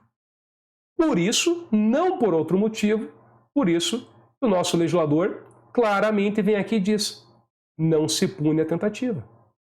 Então, é uma hipótese de tentativa inidônea, mas é uma hipótese. Há autores que chamam ainda de tentativa inadequada, há ainda autores que chamam de quase crime. Tudo isso daqui são sinônimos, tá? Para crime impossível. Você pode encontrar em provas com qualquer um desses termos. Mas nós temos lá, não se pune a tentativa quando por ineficácia absoluta do meio ou por absoluta impropriedade do objeto é impossível consumar-se o crime. Venham comigo aqui. Veja só, ineficácia absoluta do meio. Meio é instrumento. Quem viu a aula, né, de sexta-feira, nem lembro o dia, mas eu tinha até passado um vídeo para o pessoal assistir, que era o Killer Spoon. E nesse vídeo eu dizia, olha, né, vejam lá, é um camarada que tenta matar os outros com uma colher. Eu digo, ó, você não vai conseguir matar alguém batendo assim com a colher no camarada, ele mata de tédio. Tanto que o vídeo mostra isso, é uma vida inteira batendo no camarada até que um dia o cara morre, mas morre por outras circunstâncias, né? Então assim, gente, se o meio for ineficaz, mas houve tentativa porque a intenção era matar. Não, não houve. Porque a função do direito penal não é punir más intenções. A função do direito penal é proteger bem jurídico. Lembra que a teoria adotada na tentativa foi teoria objetiva e não a subjetiva? Não me interessa a intenção do sujeito. O que me interessa realmente é se ele ofereceu risco ao bem jurídico ou não. Portanto, gente, na tentativa inidônea, se o meio é ineficaz é porque eu jamais vou conseguir produzir resultado. Eu quero matar alguém, eu compro um veneno, só que depois eu descubro que me deram um remédio homeopático. E eu pinguei no café da pessoa pensando que ia matar, mero remédio homeopático, evidentemente a pessoa ainda está viva. Portanto, tentativa inidônea. Pune tentativa? Não. Agora, veja que o Código Penal ele foi bem claro quando ele diz o seguinte, né? Ele fala em ineficácia absoluta. Se você encontrar em alguma prova que eles tratam da ineficácia ou impropriedade relativa, tá? Então, deixa eu puxar uma flechinha aqui. Se ela for relativa, então você pune a tentativa, tá? Aí pune a tentativa. Beleza? Isso é um ponto também que a gente não pode aqui deixar de considerar, né? Acho que eu dei esse exemplo em sala de aula. Eu quero aplicar um veneno para a pessoa, o veneno está vencido. Eu aplico para ela, então ela não morre, quase, né? Passa mal e tal, mas não morre. Eu vou dizer, mas seu veneno estava vencido, ineficácia absoluta. Não, tanto que ela passou mal. Ineficácia relativa, talvez ele tenha perdido parte do princípio ativo, mas não todo. Então, por isso, tá? Nesse caso, eu respondo pela tentativa. Tem que ser algo em que eu jamais vou conseguir consumar o crime. E a outra hipótese que você tem na tela agora é da absoluta impropriedade do objeto. Agora é diferente, o meio é eficaz. Eu tenho uma arma de fogo, tá? Ela presta para o fim a que se destina, ela atira e tem munição. Eu encontro a pessoa e atiro contra ela. Porém, depois eu descubro que a pessoa já estava morta. Então, o meio era eficaz. Uma arma de fogo é um meio adequado para matar alguém, mas o objeto era inapropriado, era um corpo, era um cadáver. Portanto, nesse caso, não posso punir a tentativa. Beleza? Eu quero comprar droga, só que depois eu descubro que a pessoa me vendeu farinha pura, farinha de trigo. Então, nesse caso, de novo, absoluta impropriedade do objeto. Beleza? E aí eu trouxe duas súmulas aqui para vocês.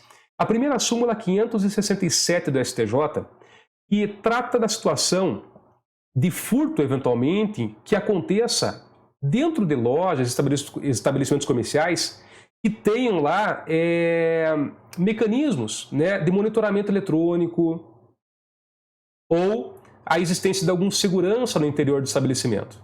Veja, o fato de um estabelecimento comercial ter monitoramento eletrônico ou ter lá um segurança dentro torna impossível a consumação?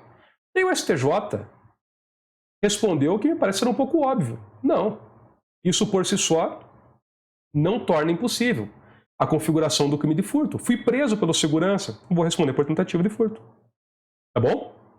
E por outro lado, a súmula 145 do Supremo Tribunal Federal. Ela diz assim, ó, não há crime quando a preparação do flagrante pela polícia torna impossível a consumação. Aqui eu queria recomendar para vocês a leitura do César Roberto Bittencourt. Tá? Quem quiser, complementa esse conteúdo com o César Roberto. Ele fala só dessa súmula. E eu concordo com ele quando ele diz que o Supremo Tribunal Federal empregou o termo preparação de forma equivocada. Provavelmente ele queria falar em provocação. É diferente.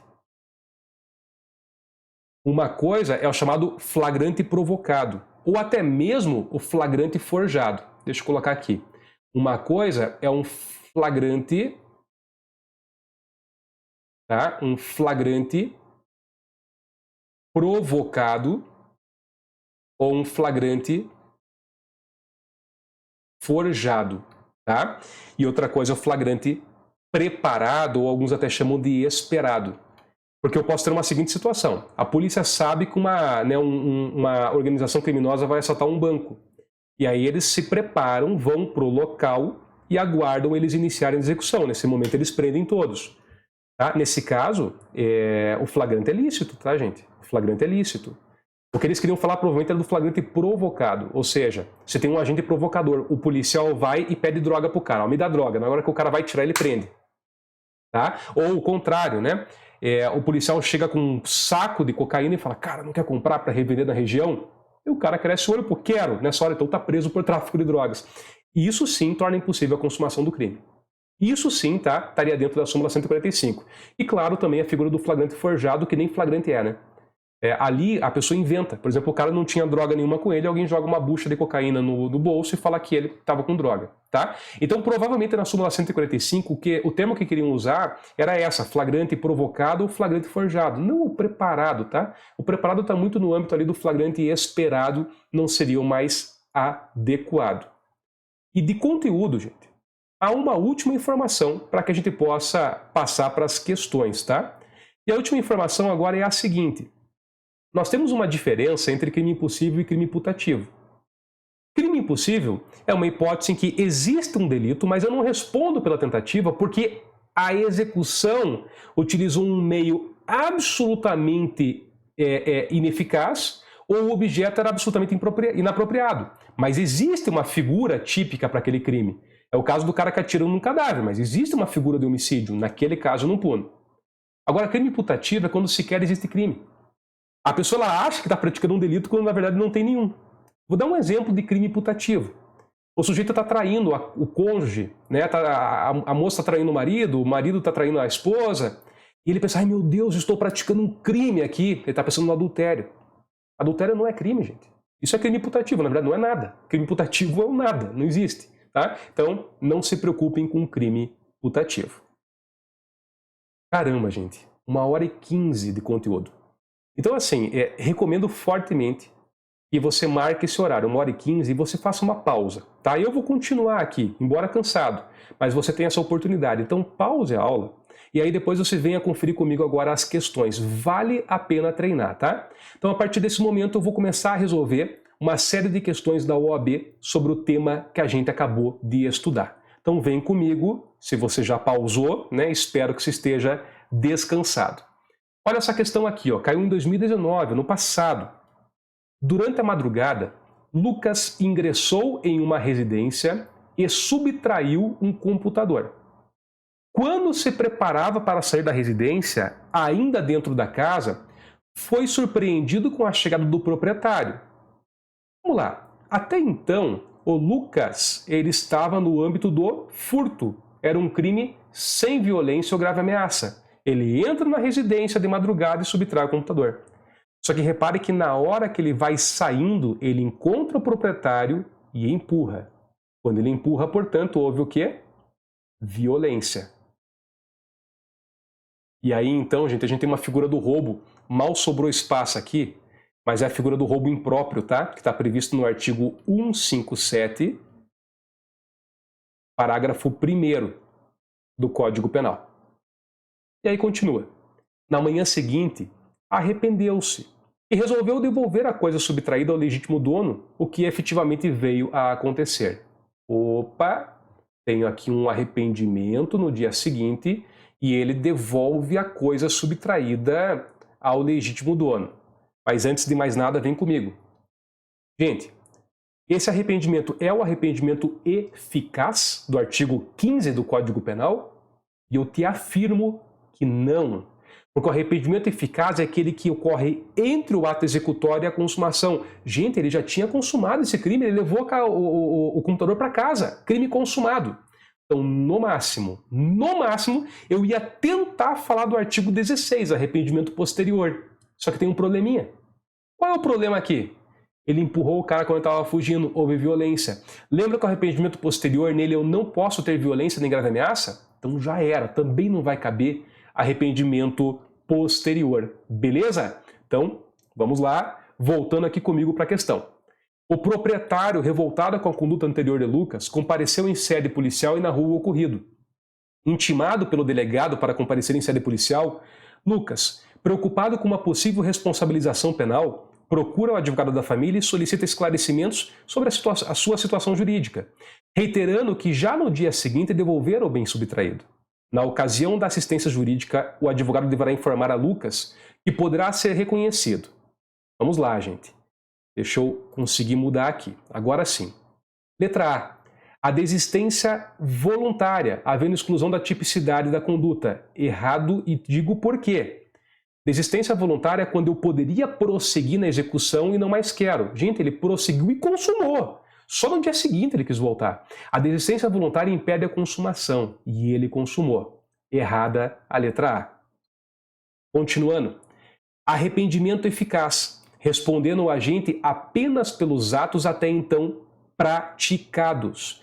De novo, arrependimento eficaz, nele eu impeço a consumação do crime. E ele não conseguiu impedir, ele levou o computador para casa, consumou. Não é arrependimento eficaz.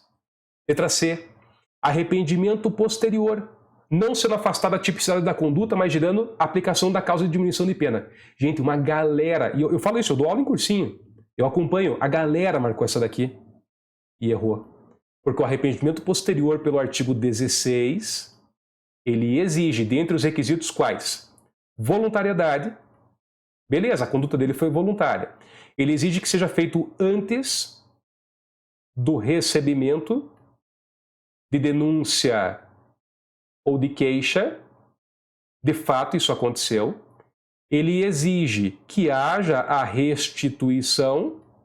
Isso de fato aconteceu. Mas agora eu chego para o quarto e derradeiro requisito. O crime tenha sido praticado sem violência ou grave ameaça.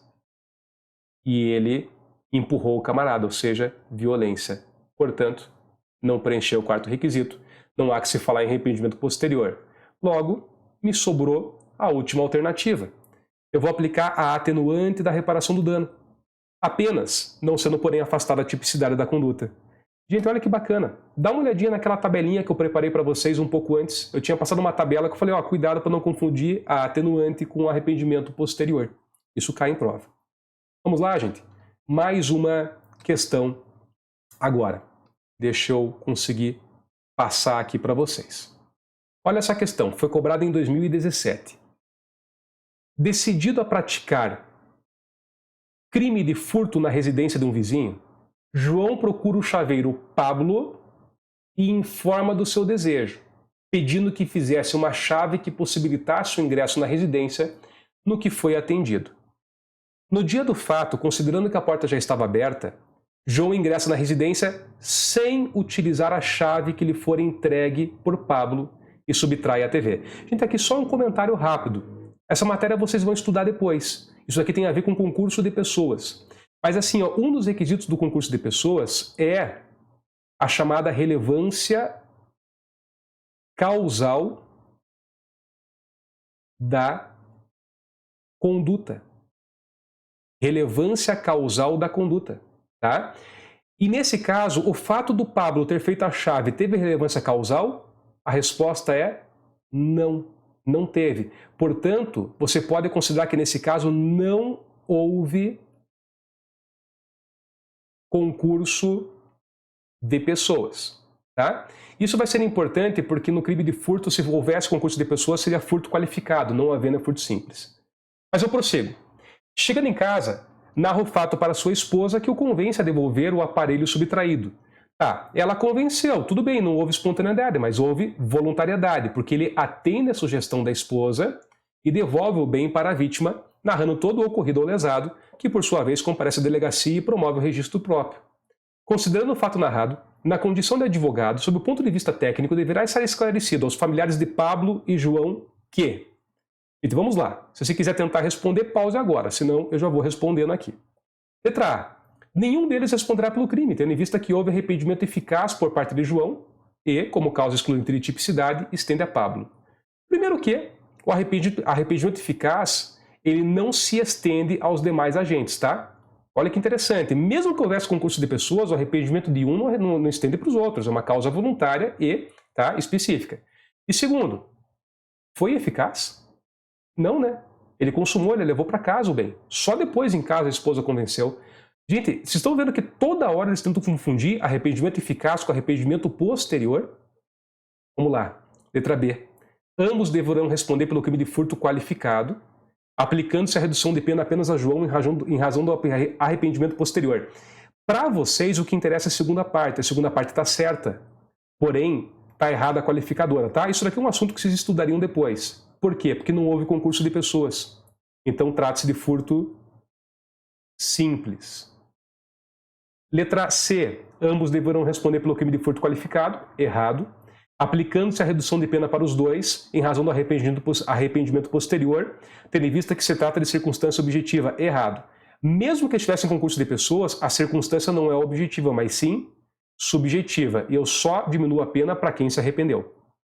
E a letra D, por exclusão, vai ser a letra certa, dizia assim: João deverá responder por crime de furto simples, com causa de diminuição do arrependimento posterior, enquanto Pablo não responderá por crime ou pelo crime contra o patrimônio. Tudo correto. João deverá responder pelo crime de furto simples com causa de diminuição de pena do arrependimento posterior. Agora ele preencheu todas as hipóteses do artigo 16. E Pablo? Pablo não responde por crime contra o patrimônio, por quê? Porque, como eu disse antes, não houve relevância causal da conduta dele. O camarada entrou sem precisar utilizar a chave. Sem precisar utilizar a chave. Logo, então o Pablo não responde por nada. Ah, mas professor, e se ele tivesse utilizado a chave? Nessa hipótese, aí ele responderia pelo mesmo crime que o João. Inclusive, aí sim seria furto qualificado.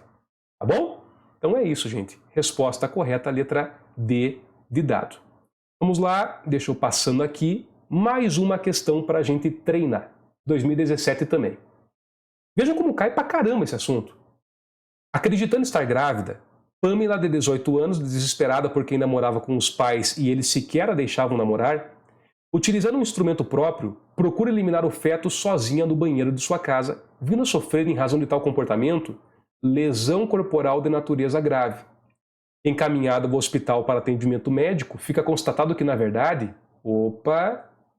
ela não se achava e nunca esteve grávida.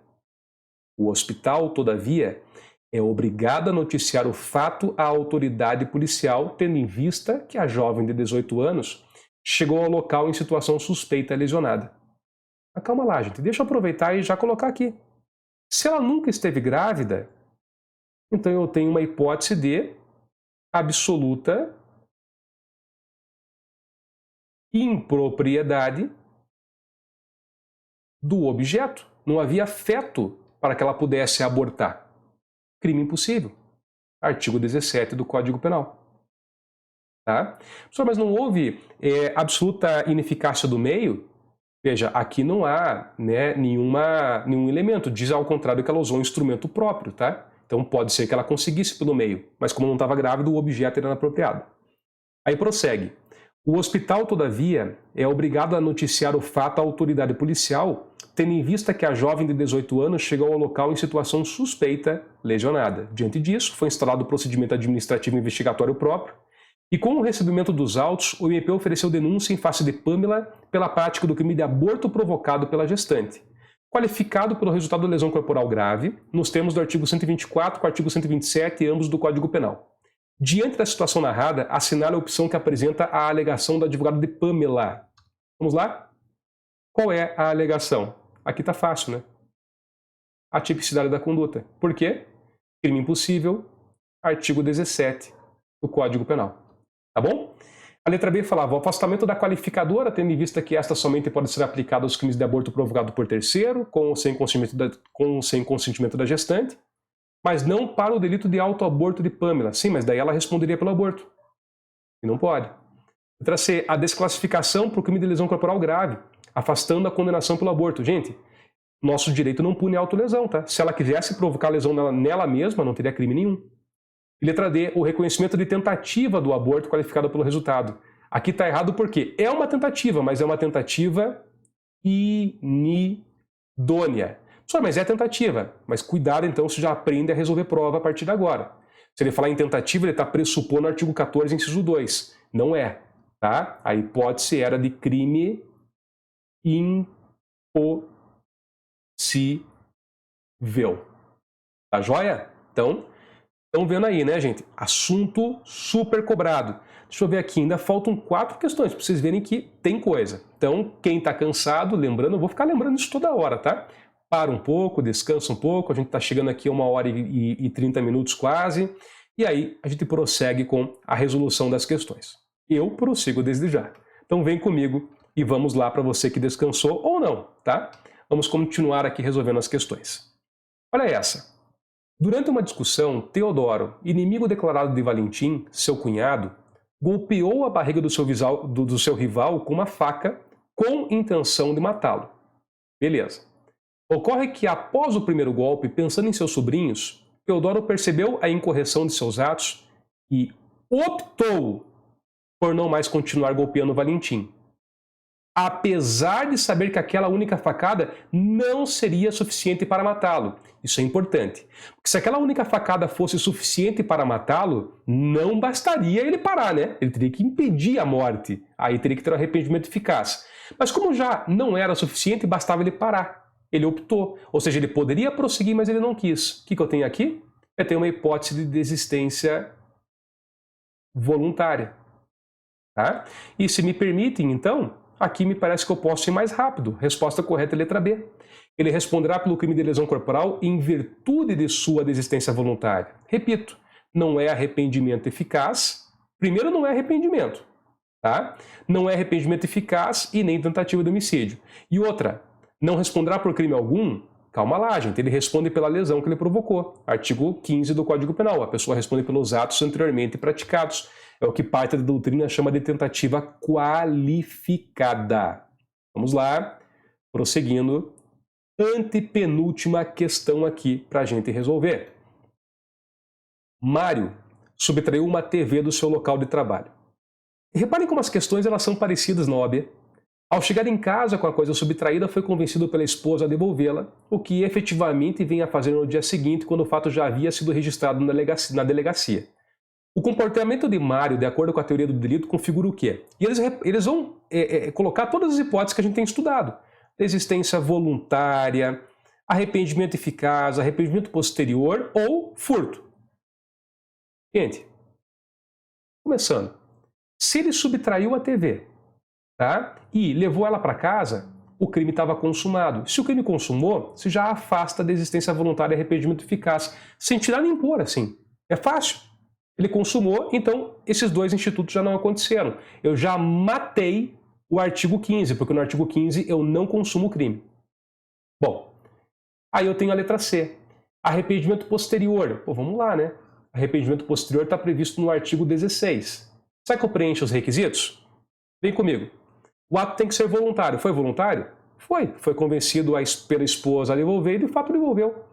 Tem que ser antes do recebimento da denúncia. Foi. O fato só estava registrado ainda na delegacia. O crime não pode envolver violência ou grave ameaça. Não teve nenhuma menção à violência ou grave ameaça. E por fim, ele tem que restituir a coisa, que foi o que ele fez. Logo, sim, arrependimento posterior. Agora, isso afasta a figura do crime? Não. Há crime. O que tem é uma redução de 1/3 ou 2/3 da pena. Portanto, a resposta correta de fato era a letra C. O reflexo é só no processo dosimétrico. Dosimétrico é dosagem de pena, tá? Porque essa pena, então, tem que ser reduzida de 1/3 a 2/3. E a letra D fala que seria irrelevante a devolução do bem a partir do convencimento da esposa. Errado, porque a gente não exige espontaneidade.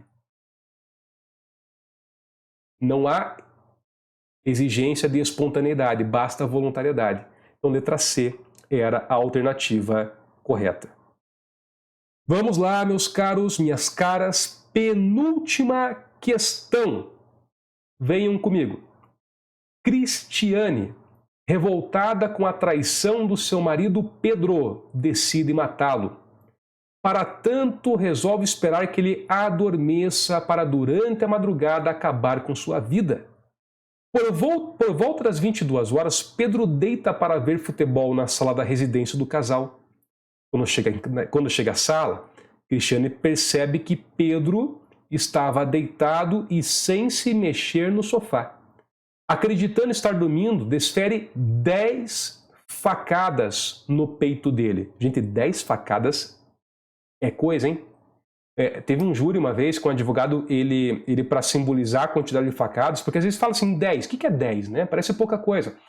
Ele pegou um objeto e ele ficava 1, 2, 3, 4, 5, 6, 7, 8, 9, 10. Ele mostrava assim, olha, uma facada no ser humano, se dá 10 facadas é porque realmente você quer muito matar a pessoa. Né? Então ele fez isso para mostrar que demora para você fazer aqui, porque você tem que furar a pessoa. Né? Então, né, não é algo rapidinho. Então é porque realmente a pessoa tem essa intenção. Mas enfim, só comentei isso, foi um caso de júri que o advogado ele fez os gestos, assim, ele batia para mostrar, né, como realmente foi o caso concreto. Mas agora, voltando aqui para a questão, nervosa e arrependida, liga para o hospital e com a chegada dos médicos é informada de que o marido faleceu. Agora não adianta se arrepender, né, minha filha? Mas enfim, o laudo do exame cadavérico, porém, constatou que Pedro havia falecido momentos antes das facadas em razão de infarto fulminante. Cristiane, então, foi denunciada por tentativa de homicídio. Você, advogada Cristiane, vai alegar o quê? Tentativa uma ova. Eu vou alegar que houve o quê? Eu vou alegar que houve crime impossível. Crime impossível pelo quê? Por absoluta impropriedade do objeto. Ele estava morto, tá? Veja, desistência voluntária e arrependimento eficaz? Não, gente. Nesse caso, não. Por quê? Porque, simplesmente, eu jamais conseguiria consumar o crime com aquele meu ato executório. Agora, reparem a letra D, hein? A letra D falava em crime impossível também, mas por ineficácia do meio. Ora, se você me falar que 10 facadas não são eficazes para matar alguém, eu vou ficar com medo. Tá? Então, é eficaz sim. É só o objeto, alguém já morto, e aí eu não teria como matar a pessoa. E por fim, gente, chegando aqui à última e derradeira questão. Vocês não têm noção do quanto eu me odiei nesse vídeo por não ter falado desde o início que eu ia desmembrar em 2 partes. E juro por Deus, quando eu estava na metade, estava dando 1 hora, eu pensei, caramba, que vontade de parar aqui e continuar. Mas eu tinha falado no comecinho que ia ser um único vídeo. Eu sou muito burro. Mas enfim, agora chegou no fim. Nos próximos eu vou desmembrar, gente, porque é cansativo demais gravar muito tempo. No cursinho lá a gente grava meia hora, né? Então é menos tempo. E claro, desdobra vários assuntos, né? Vai, né, desdobrando. Mas enfim, né? Chorei minhas pitangas, agora eu chego aqui para a última e derradeira questão. Marcos, visando roubar Maria, a agride, causando-lhe lesões corporais de natureza leve. Antes, contudo, de subter qualquer pertence, Marcos decide abandonar a empreitada criminosa, pedindo desculpas à vítima e se evadindo do local. Maria, então, comparece à delegacia mais próxima e narra os fatos à autoridade policial. No caso acima, o delegado de polícia. Essa é uma questão que envolve um pouco de conhecimento também de processo penal, tá, gente? Mas enfim, vamos lá. Letra A. Deverá instaurar inquérito policial para apurar o crime de roubo tentado, uma vez que o resultado pretendido por Marcos não se concretizou. De fato, ele queria praticar o roubo. Só que acontece o quê? Que ele não subtrai nenhum pertence. Ele realmente abandona a empreitada criminosa, ou seja, eu tenho ali uma hipótese em que houve a desistência voluntária. Aqui eu posso falar em desistência voluntária, tá? Porque ele não levou o bem para casa e depois devolveu. Ele simplesmente foi embora sem levar o bem para casa. Só que calma que ele já tinha praticado lesão corporal, hein? Não vá achar que ele pode sair ileso dessa. Alguma coisa ele vai responder, tá? Mas roubo não. Letra B. Nada poderá fazer uma vez que houve a desistência voluntária por parte de Marcos. Nada poderá fazer uma vez que houve desistência voluntária por parte de Marcos. Acerta a desistência voluntária, mas alguma coisa eu posso. Olha a lesão lá que ele causou. Letra C. Deverá lavrar termo circunstanciado pelo crime de lesões corporais de natureza leve. É aqui que está certo, gente. É aqui que exigia um conhecimento um pouquinho mais avançado de vocês. É que a lesão leve tem uma pena que não ultrapassa 2 anos. E quando a pena não ultrapassa 2 anos, a gente não precisa instaurar inquérito policial no Brasil, tá? Existe um substitutivo nos juizados, que é o termo circunstanciado. Então essa era a resposta correta. E a letra D. Nada poderá fazer, uma vez que houve o arrependimento posterior. Primeiro que se fosse posterior, ele poderia fazer algo sim, porque no arrependimento posterior eu só vou reduzir a pena, mas eu respondo pelo crime. Mas segundo que não foi, né? Afinal de contas, ele não consumou o crime, ele desistiu antes mesmo da consumação. Portanto, a resposta correta era a letra C. Ufa! E com isso a gente chega ao final, tá, desse encontro. Espero do fundo do coração que eu tenha atendido às expectativas de vocês. né? Eu imagino que todos vocês aí têm grandes expectativas em relação às aulas, a gente às vezes promete que vai fazer algo, demora, né? E eu peço desculpas para vocês pela demora para gravar esse vídeo, mas juro que as coisas estão corridas e difíceis aqui em casa também, tá? Mas com isso, então, missão cumprida, tá? Um tema completo, e se tudo der certo, e se vocês me derem um feedback positivo, vai depender do que vocês acharem, é claro, eu vou tentar gravar de outros assuntos completos assim também, talvez desmembrando assim aulas, mas para que você tenha para sua consulta, a hora que você quiser, uma aula de cabo a rabo, né? Veja que no cursinho eu venderia isso. Aqui, professor, mas eu estou pagando pela faculdade. Claro, eu sei. Mas aqui no cursinho, para você deixar separadinho assim, né? Mas enfim, o ponto é esse. Espero que vocês tenham gostado, gente. E eu vou ficando por aqui, tá bom?